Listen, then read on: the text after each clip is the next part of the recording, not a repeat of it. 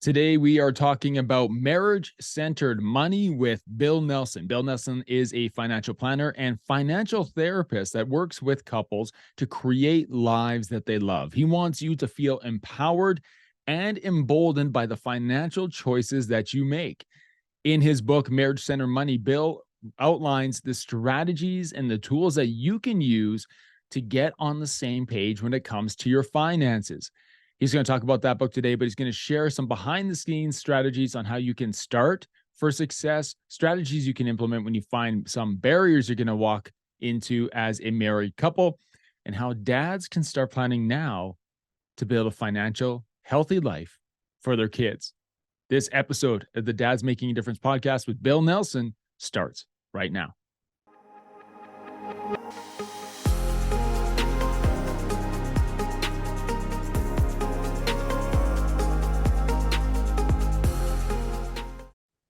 Bill, welcome to the Dads Making a Difference podcast. Great to see you this morning.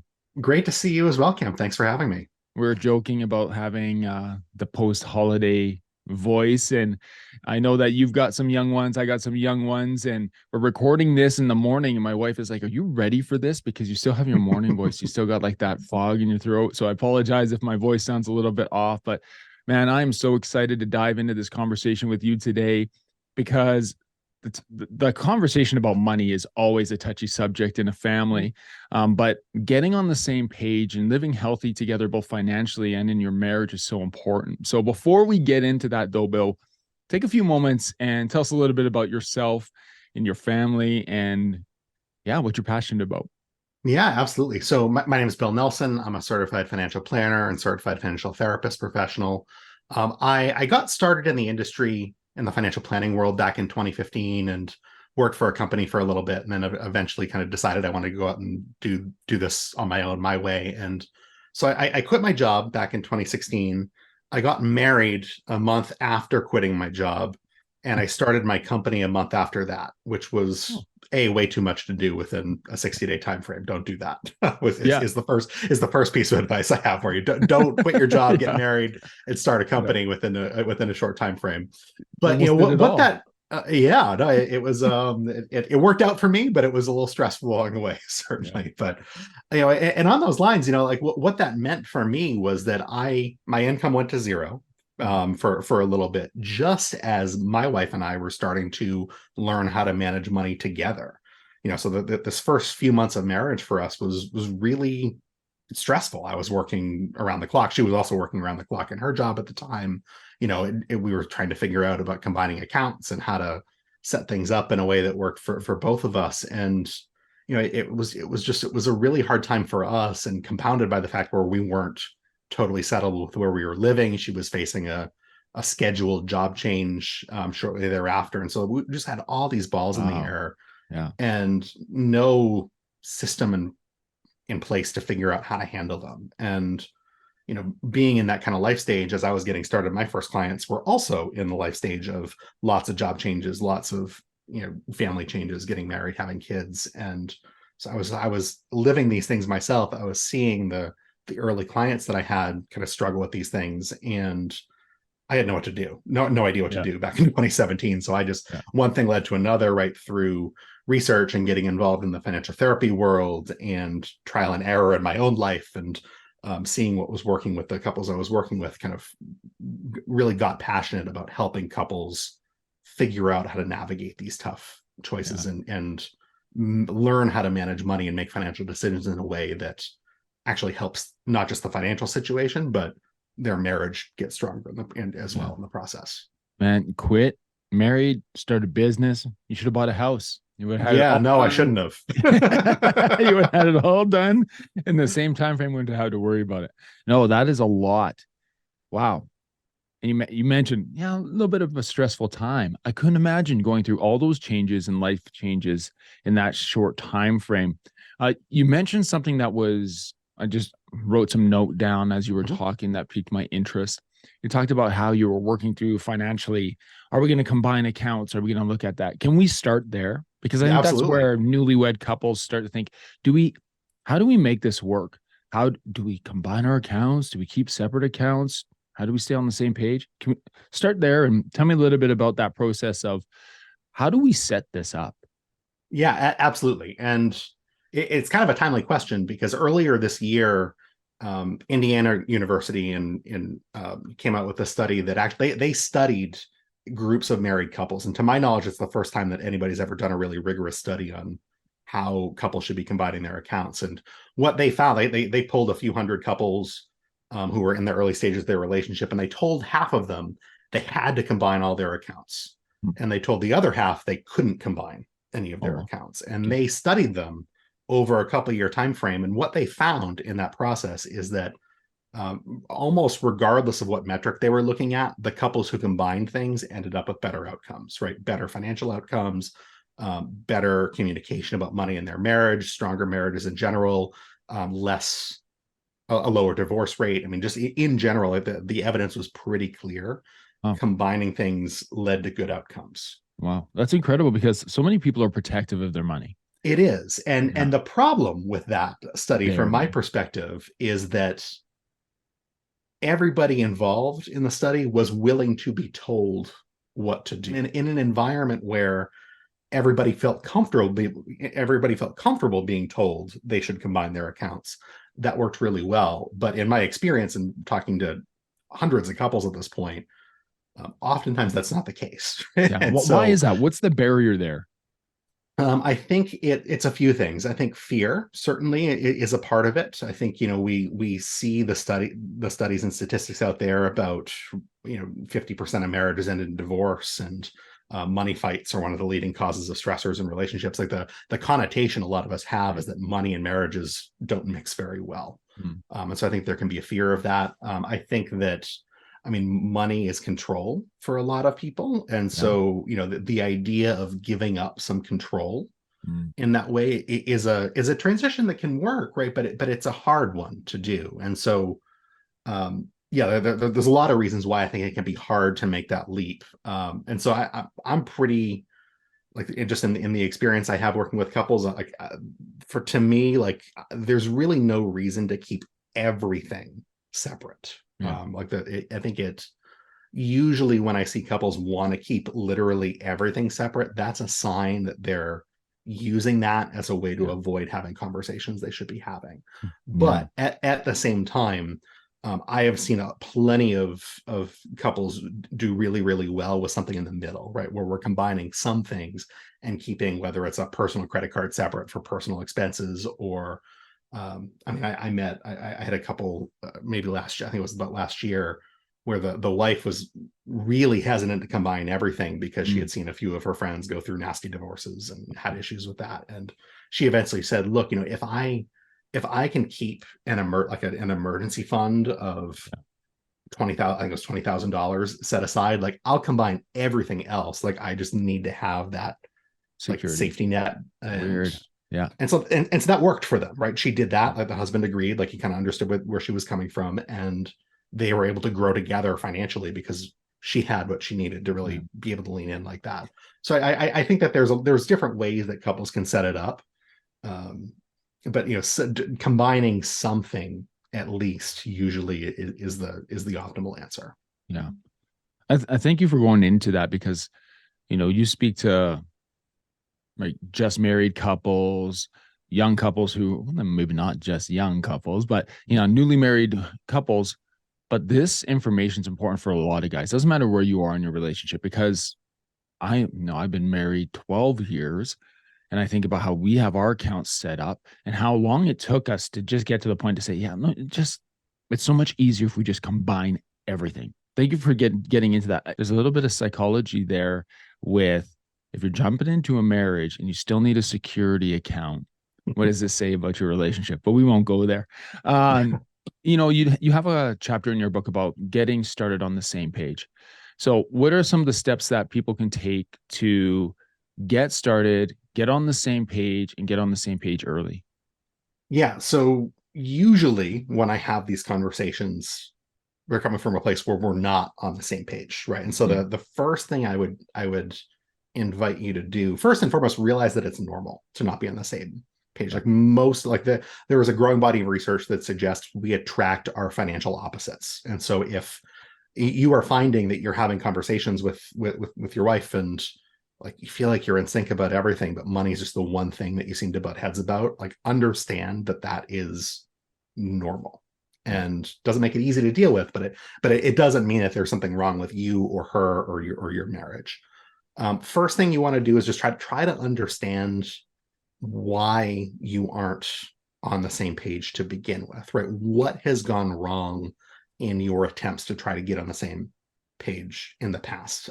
Are you coming on too strongly when you ask to sit down to talk about things? Are you not coming on strongly enough? I always like to start with, is there something you could be doing differently to try to bridge the gap a little bit more? Oftentimes there's not, right? Oftentimes you're doing all the right stuff and the issue is on their plate, but just humor me and check the boxes, if you will, to make sure that there's nothing you could be doing to tailor your approach a little bit differently.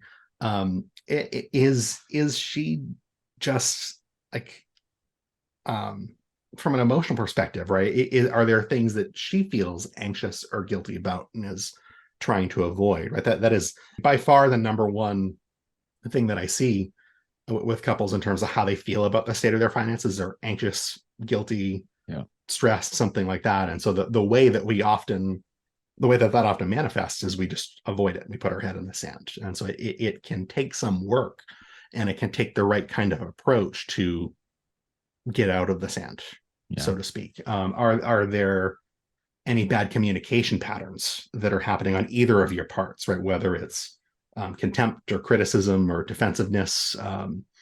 Like there's certain communication patterns we look for, that whether you're talking about money or frankly anything, that are red flags that we should be addressing. And then from there, once you've gone through that diagnosis process, right, you can tailor your approach, right? Adjust as needed. If all else fails, ask for something small to start with, right? Can we set up some time to, like this time next week or next weekend, to sit down and go through our financial situation? Right? Like that question typically is a pretty easy one to say yes to. And if you have that conversation and get a yes to that, that's a win. That's a good step. So you have that conversation, you sit down, okay, here's where we're at. What role does knowing where you want to go and having a goal play in financial health when you're working as a couple? I am so glad you asked that, because that is exactly where you want to go with that. Because what I find is that when I talk to the couples who are on the most complete opposite financial pages, in like for short-term day-to-day spending, savings, investing decisions, right? When you actually take a step back and look forward, right? What do we want our lives to be like 10 years from now, or 5 years from now, or like, pick whatever time frame you think makes sense for you. When you ask that question, usually the answers are very similar. There's always some differences, of course. You're two different people after all, but typically that long-term vision is pretty in sync. But we don't focus on that when we focus on the day-to-day financial stuff, right? But I find that taking a step back and getting really clear on what we want that long-term picture to look like, and then reverse engineer, okay, great, how do we make that happen? And then that brings us back to the financial situation today, right? The metaphor I like to use in terms of making, like talking about finances and having constructive money conversations, like imagine you're driving a car, right? Oftentimes when we talk about our financial situations, we are either stuck focused looking at what's going on in the car today, like what the here and now looks like, looking at the dashboard in front of you, or looking at what's happened in the past and focused on fights or conflicts that have happened in the past. We're looking at the rear view mirror of the car. And look, the dashboard exists in a car for a reason. It has important information. We should be looking at it from time to time. The rear view mirror is in the car for a reason. We should be looking at that from time to time. But if you are spending 100% of the time that you're driving a car looking at the dashboard or in the rear view mirror, that is not a good It's not a good scenario. No, it's not. Right. So I find that the more we can look ahead at the road ahead, like that to me is the way that these conversations tend to go the best over time. Excellent. Hey guys, I wanted to take a moment and talk about our community of DMD brothers in the DMD Mastermind. We are men who help each other to stay focused and intentional in our pursuits of personal, professional, physical, financial, emotional, and spiritual growth. We are a community of men who bring courage, wisdom, and transparency to unfiltered conversations that challenge us to be more impactful men, to be dads making a difference. We do this through our online and in-person events where men come together to speak into each other's lives and then turn around and do the deep work to create change in their families, in their businesses, and in the community around them. If you are wondering if this community might be right for you, you can find more information on the DMD Mastermind, and you can also book a call directly with me at dmdmastermind.com. Now, let's get back to our show. So, step one, we got down and we looked at our situation. We're both coming from these different areas. We're bringing this together. We've made the decision to bring it together. Now we've forward cast and we've set goals. What are some of the strategies now that we can implement? Like, I think about account structure. This is a question that guys ask a lot, actually, is how many accounts, what types of accounts, where does the money go? How do we make sure we know what the money is doing? That's the question. Where's all the money going?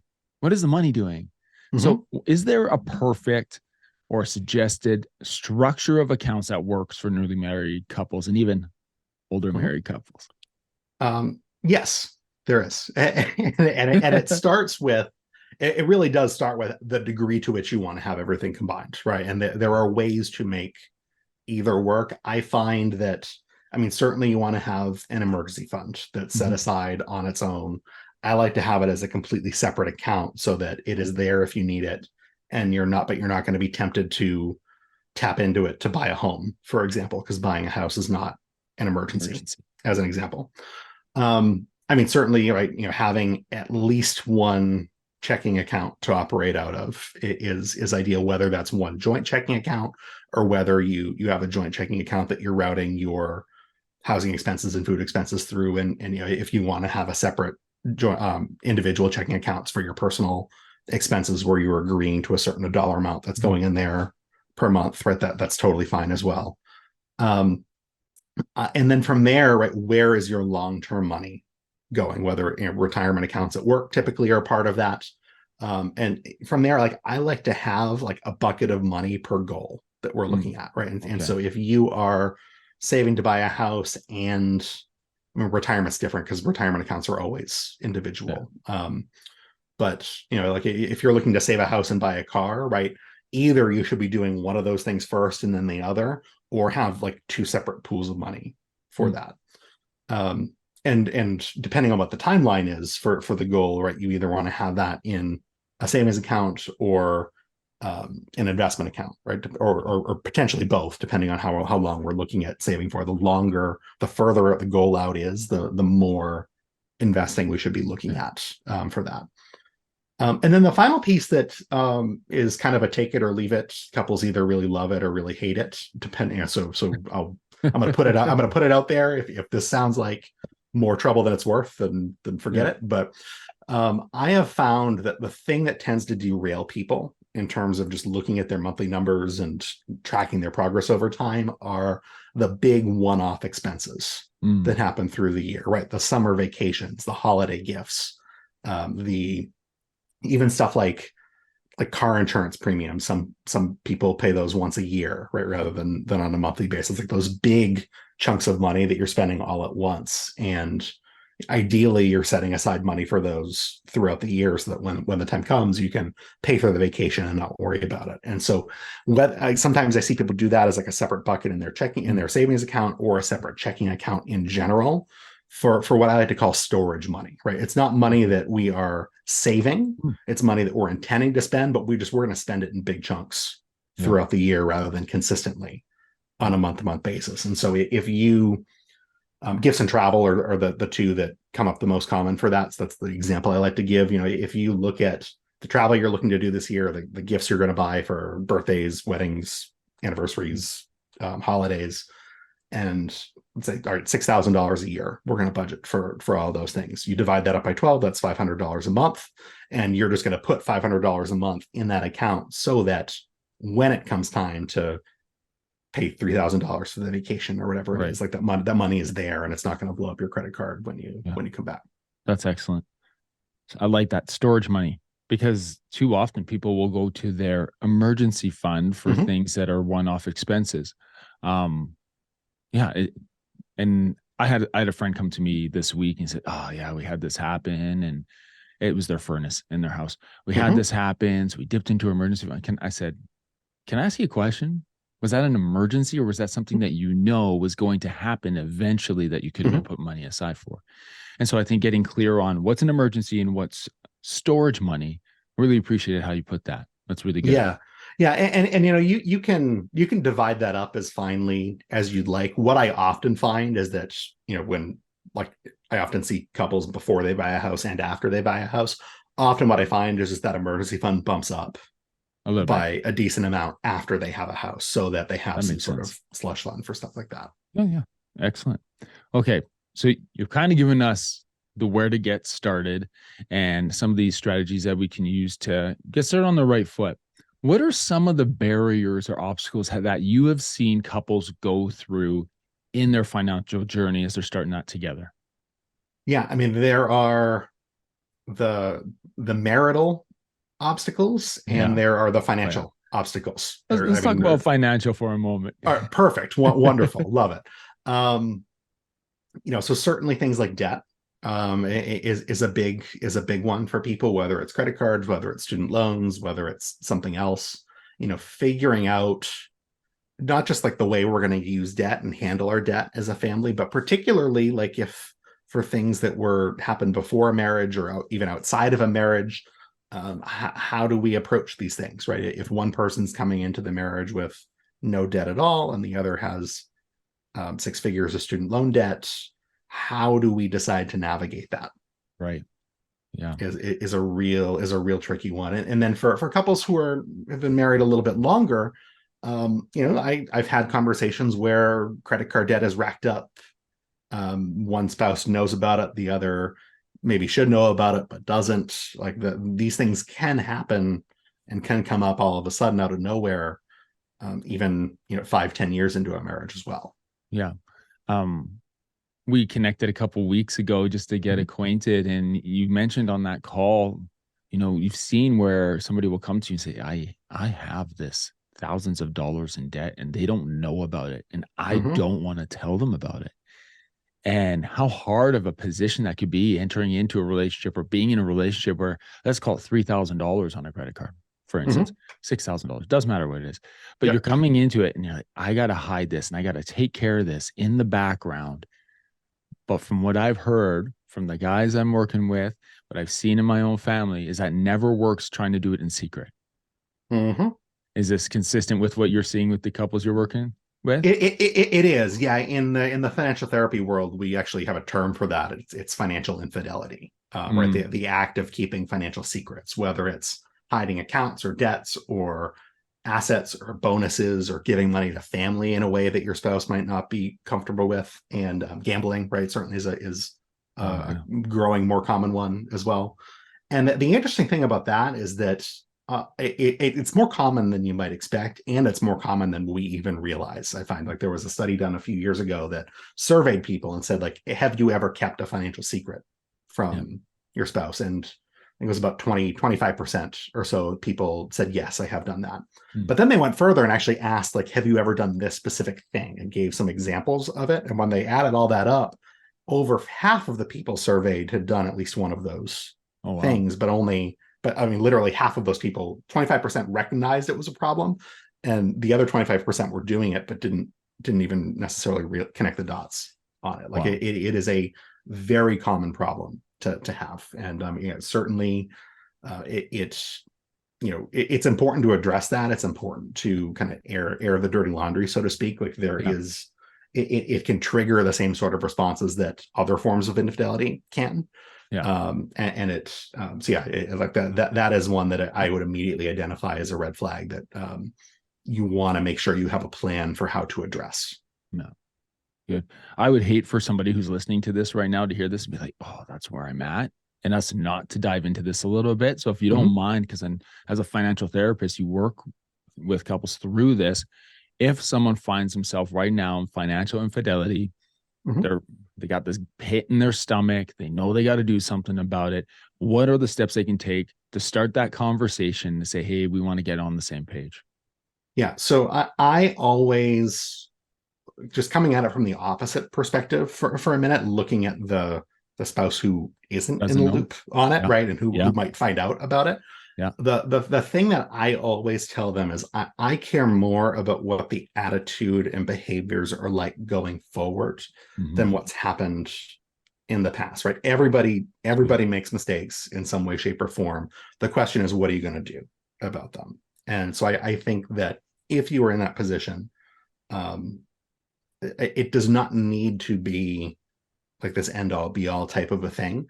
But right, what are you going to do differently? Right? How can we fix the problem? Right? How, under really taking some time to do some self reflection about how it arose, how you got to this point, and then what we can do differently going forward. And then from there, right, in the context of like a broader conversation about your family's goals, like coming forward and saying like, hey, like I realize I've kind of messed up. Like this is what's happened. Like being open, being an open book about it, right? Certainly, like we want to try to lower the defenses as much as possible because it may take some time to work through. Certainly, having somebody to help guide you through that conversation is a really good idea Mm-hmm. because it can be a tough one for couples to navigate, but depending on the severity and magnitude and dollars involved, right? Like there's a lot of variables that go into that. But I think the most important thing is to have a plan going forward to how to kind of bring the financial house back together. Yeah. Appreciate you diving into that. And I know in your book you go into strategies and you talk about this. And I'm not going to share the whole book here, but Sure. I think it's important to address that sometimes the elephant in the room just needs to be spoken about. And so, no, thank you for doing that. Let's talk about your book. Where can people get your book? Tell us a little bit about it and the purpose of why you wrote it. Yeah. So the book is called Marriage Centered Money, which I like to joke is the opposite of money centered marriage, right? So, and I you can get it at marriagecenteredmoney.com. It's on Amazon as well.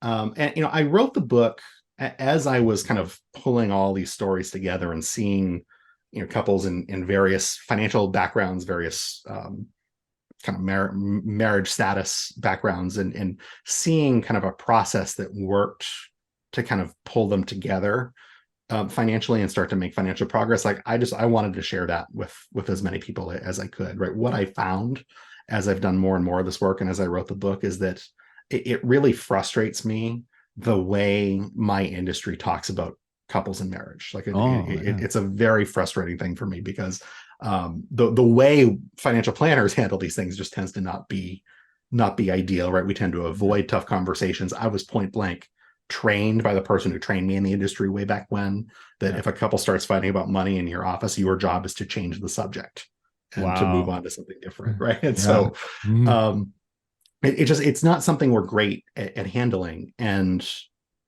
but it can be addressed, and if you are able to have those conversations in a more constructive way, if you're able to learn how to manage money more effectively with your spouse, like it doesn't just make your financial situation better. It actually does strengthen your marriage Yeah. in the process. Like we work on both of those two things at once. And so that was why I wrote the book.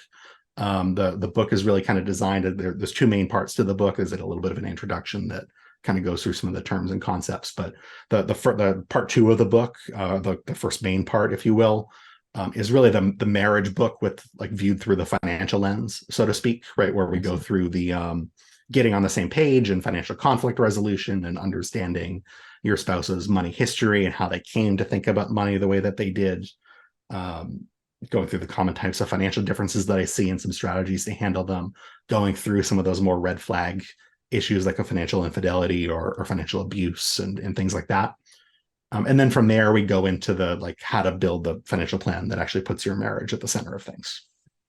Man, you lay it all out there because I'm thinking about how people look at money, they enter conversations about it, how they avoid conversations about it. But also, you mentioned something there that I think is fascinating, and I can't wait for people to get your book and dive more into it. Is Mhm. the idea of what money habits and money beliefs do you bring into a relationship? Yeah. We've spoken on this podcast with guests before about um, ways that people bring other things from their family into a relationship, but we've never spoken about money that way. Hmm. I find that fascinating. Um, Very, very cool. And so, marriagecentermoney.com is where people can find your book. If people want to connect with you, where can they do that? Yeah. So my email is bill@pacesetterplanning.com. Instagram is my social media platform of choice. So I'm at Pacesetter Planning there. That's the name of my company. Excellent. Bill, I always ask guys who are on this podcast who are fathers one question. So I got to ask Okay. you, because I know your kids are young. What is one area as a dad right now that you are excited about or you're diving into to grow in right now? I love it. Yeah, I have one 2.5 year old, so almost two Yeah. and a half year old. So we right now are, well, I mean, she's exploring the world. I feel like in a lot of ways for the first time, right? You know, she's understanding, like, okay, like our surroundings a little bit more, I think. And so right now we're working on kind of teaching some of the family culture things like that, right? Like the more than just, okay, like, you know, it's we know we have nap time every day in the middle of the day, but like, you know, sitting down for family dinners and why we do that, and going to church and things, like just all of that stuff. I feel like there's a little bit more like why behind it now Yeah. than there Yeah. was. And at some point, we're not at the point where we're doing a lot of financial stuff. Yeah. But you know, I'm looking forward to teach my daughter a little bit about that as well. Because I guess the last thing I'll share with your audience is Yeah. that, Yeah. you know, whenever I talk to dads about you know how they view kind of money and raising a family, right? Like we always start from the process or from the place of wanting to create a good life for our kids and provide for our families, right? Like Right. that to me is like the very common answer I get there. But one thing I'll say is that what I don't think a lot of dads I talk to really think through is that you are homeschooling your kids when Mhm. it comes to money, right? Like Right. most schools do not teach personal finance in any sort of personal way. Like Yeah. they're learning it from somewhere and they're learning it from you, right? And the Right. way that Right. the way that we come into marriages, as you just alluded to, we're from different with different money perspectives and backgrounds, are kind of really based on the environment that we grow up in. And so, you know, really just kind of being aware that whether you like it or not, you're homeschooling your kids Yeah. when it comes to how they view money. And that is different than just like whether you have a lot of money or you don't, but how do we view money? How do we talk about money as a family, right? How do we, like, what values are we placing on things like work or entertainment and that kind of thing? Like just being a Yeah. little bit aware that, you know, you're being watched in that area. And Yeah. it's and fortunately or unfortunately, like most of what your kids are going to learn about money, they're going to learn about from you. Yeah. Amazing. I'm glad that you said that because little eyes are watching you. And Always. the work that you put in your relationship and the work you put in with your finances and how you interact with people, they are picking up on that all the time. And I'm glad that you said that. Bill, I appreciate you. Thank you for so much for taking time away from your family today to be with us. Looking forward to, we'll put Bill's contact information in the show notes. Please go get his book, Marriage Center Money, at marriagecentermoney.com, and connect with him on Instagram. Thank you very much, Bill. Yeah, thanks for having me. This was great.